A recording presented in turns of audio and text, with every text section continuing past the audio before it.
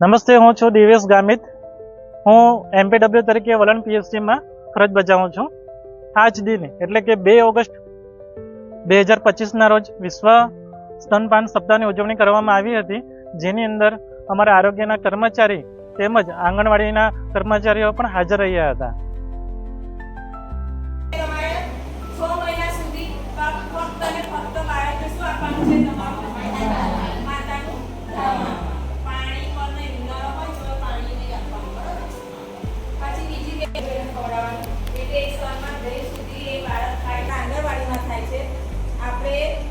એમાંથી આપણા ઘરનું જે વસ્તુ બનતી હોય ને એ જેને ઘટ આપવાની છે, પાણી જેવું આપવાનું નથી. ને જે પહેલું દાવન હોય ને એને કોલેસ્ટ્રોલ કહેવાય. એનામાં આઈજીએ એન્ટીબોડી હોય. તો જે પહેલું દાવન તમે આપો ને બાળકને, એના અંદર રોગ પ્રતિકારક શક્તિ હોય જે બાળકને જવી જોઈએ.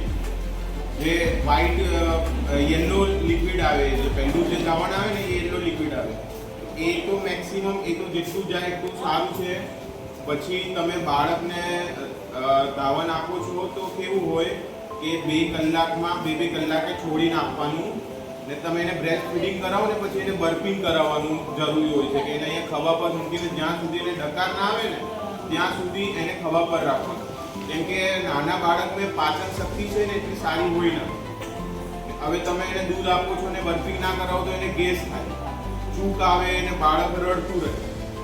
ને પછી બ્રેસ્ટ ફીડિંગ થાય ને કેમ કે હજમ ના થાય તો એને ભૂખ ના લાગે. એને ભૂખ ના લાગે તો એનું ધાવન બીજી વાર ના લે તો પછી ગ્રોથ જેટલો જોઈએ ને એટલો મળે ના. એટલે આની ટેકનિક જ એના માટે શીખવવામાં આવે છે. ને એક બીજું કંગારુ મધર કેર બી આવે છે. એ તો અત્યારે તમારું બાળક મોટું થઈ ગયું તો નહીં, પણ જ્યારે 1-2 મહિનાનું હોય ને તો એને માના સ્તનથી જેટલું પાસ રાખો ને તો એને માની ગરમી ને એને માના જે ઓક્સિટોસિન રિલીઝ થતું હોય એનાથી બાળકને તો તમારામાં માથું પ્રેમ વધે. એ બાળકમાં બી થાય તો બાળક તમારાથી દૂર થાય તો બાળક રડવા માંડે કે એને ખબર પડે કે આમાં મચ્છરની ઉત્પત્તિ ક્યાંથી થાય છે. એવી વસ્તુને આપણે કંટ્રોલ ક્યારે કરી શકીએ, ત્યારે જ કરી શકીએ કે જ્યારે આપણને ખબર પડે કે એની ઉત્પત્તિ કઈ રીતે અને ક્યાં થાય છે. તો અત્યારે મોસ્ટ ઓફ 50% લોકોને તો સાહેબ ખબર જ છે કે મચ્છરની ઉત્પત્તિ ભરાઈ રહેલા પાણીમાં થાય છે, પણ કેટલાકને નહીં ખબર હોય.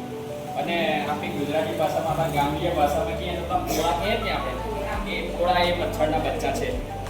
અને તે 5 દિવસ સુધી તો આપણે નળી આંખે જોઈ બી નહીં શકીએ. 5 દિવસ પછી 6, 7, 8 દિવસના થશે ત્યારે એને જોઈ શકીશું. પછી આપણે એને મારવા માટે જોઈ પડતો આજુબાજુવાળા બીજા આજુબાજુવાળાને સમજાવશે એ રીતે ચેન ગોઠવો કે જેથી આપણે મચ્છરને મારી શકીએ. અને એ મચ્છર તો નિયમ છે કે અંધારામાં ઘરમાં જ આવશે, એ બહાર તો રહેવાના નથી. તમે વિચાર કરો, એ મચ્છર બીજા 14 દિવસ થશે તો પાછા એ 300 મચ્છર 300 ઈંડા મૂકશે. એટલે આ એક ચેન તોડવાનો પ્રયત્ન કરો તમે, આપણે બધા ભેગા મળીને કહીએ જેથી આમ લોકોને દરેકને ફાયદો થાય. અને આ સૌથી અગત્યનું છે, તમે તમારા બાળક, તમારી ફેમિલી, તમારું ગામ દરેકને સ્વસ્થ રાખવા માટેનો ચિકનગુનિયા, ડેન્ગ્યુ ને મેલેરિયાથી